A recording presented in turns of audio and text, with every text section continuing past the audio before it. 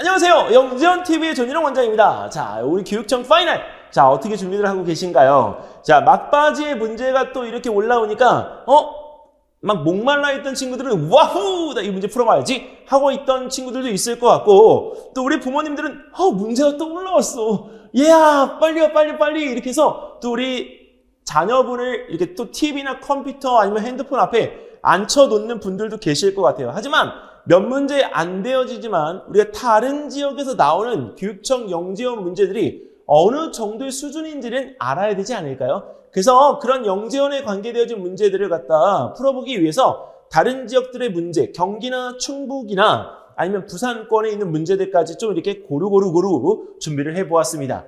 자, 일단 그 부분은 학년에 관계없이 공통 문제로 이렇게 놓았고요. 그 공통 문제 중에 우리 창의성 평가 문제가 있습니다. 근데 이 창의성 평가 문제는 진짜 자주 등장하는 것 같아요. 그리고 면접이 있는 지역에서는 이 면접 문제로도 얼마든지 활용이 되어질 수 있습니다. 자, 독특한 그림을 갖다가 보여주고서 우리가 어디에 쓰는 물건인지를 쓰시오인데 이거 어디에 쓰는 물건인지 경험이 부족한 초등학생들은 이 부분에 대해서 다양한 의견들을 내놓기 때문에 창의성에 대한 부분들을 엄연하게 최상위로 엔진할 뻔했네요. 우리가 말을 할 수가 있습니다. 자, 그런데 창의성에 관계되어진 부분이라고 해서 뭔가 새로운 것을 자꾸 만들어내려고 하는 것보다 기존에 있던 경험들을 갖다 활용해서 이렇게 질문에 대한 답을 갖다 하는 게 훨씬 효과적이거든요. 자, 우리 감독님, 여기 있는 이 부분이 어디에 쓰는 물건인지 한번 보실래요? 이게 지금 뭔가요? 저는 이거 보고서 맨 처음에 닭발인 줄 알았어요, 닭발. 근데 닭발이 아니라, 헤어드라이어더라고요. 근데 헤어드라이어에 이 부분이 손가락 모양처럼 되어 있어서, 수제로 여기다 이렇게 하면서 이 손가락 대신에 이 부분에 머리를 말려줄 수 있는, 기능성 헤어드라이어입니다. 근데 이 부분에서 이거 자체가, 이렇게 되어 있기 때문에 이게 뭐지? 근데 손가락 모양이라는 점을 감안을 하면 좀 힌트는 얻을 수 있을 것 같아요. 헤어드라이어는 헤어드라이어인데 이게 뭘까? 자, 이건 뭘까요?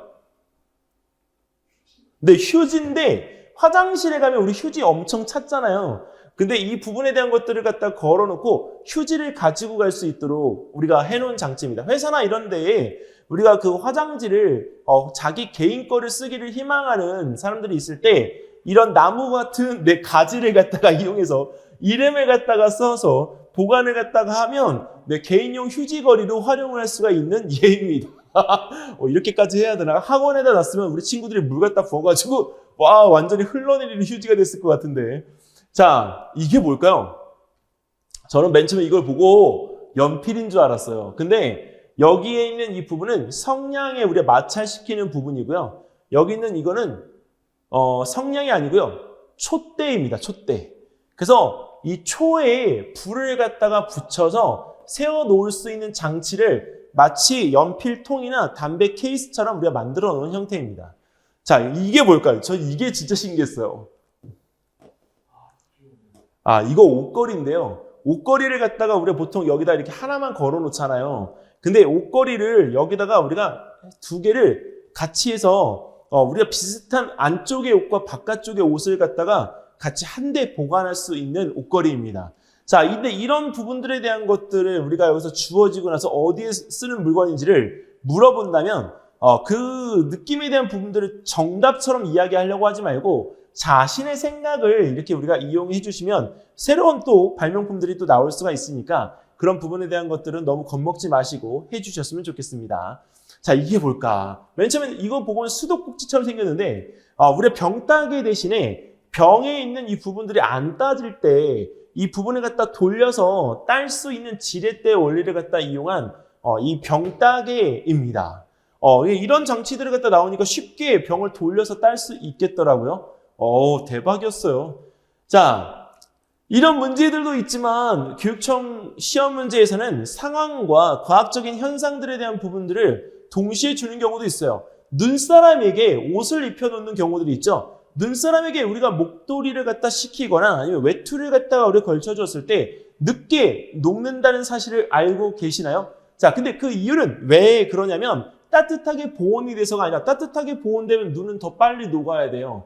그런데 외투를 갖다가 걸쳐 놓으면 그 틈 사이에 있는 공기층이 열이 들어오는 것을 막아주기 때문에 외투로 덮어둔 눈사람이 더 늦게 녹습니다. 이 부분은 초등학교 4학년 교육과정에서 모습을 바꾸는 물이라는 곳에 솜으로 덮어둔 얼음과 솜으로 덮어두지 않은 얼음의 녹는 속도를 비교하는 실험 문제가 있습니다. 거기에서 착안해서 이 부분의 영재교육청 시험 문제로 나온 예입니다. 자, 그 다음에 이번에 상황과학에 대한 문제 중에 대표적인 문제인데요. 아침에 교실 창가에 김이 서렸다. 그 이유를 설명하시오. 교실 창가에 김이 서리는 이유는 안쪽인지 바깥쪽인지 우리가 구분을 갖다가 하라고 할 때 대부분은 안쪽입니다. 이유가 뭐냐? 바깥쪽은 춥고 안쪽은 따뜻해요. 그러니까 안쪽에 있던 따뜻한 공기 속에 포함되어져 있는 수증기가 차가운 유리창의 벽면에 부딪히면서 수증기에서 물방울로 응결되어지는 거죠. 수증기에서 물방울로 응결되어지다 보니까 맺힌 물방울들이 이렇게 송글송글 마치 우리 얼굴에 땀방울 맺힌 것처럼 나타나 있는 겁니다. 그걸 우리는 응결현상이라고 해요. 응결현상에 관계되어진 뭐 있죠? 그렇죠. 김, 구름, 목욕탕 천장에 맺힌 물방울이나 목욕탕에 맺힌 우리 거울의 물방울 이런 것들도 있고요. 그 다음에 구름, 이슬 같은 것들이 바로 응결현상의 예가 되어지겠습니다. 자, 다른 문제 또 한번 볼까요? 여기서 우리가 끝나냐고요? 아니요. 넘겨요. 뭐 끝나요. 자, 그래서 여기는 이 부분에 우리가 여기서 우리 잠깐 쉬었다 갈까요? 조금만 쉬었다가 다시 들어와요.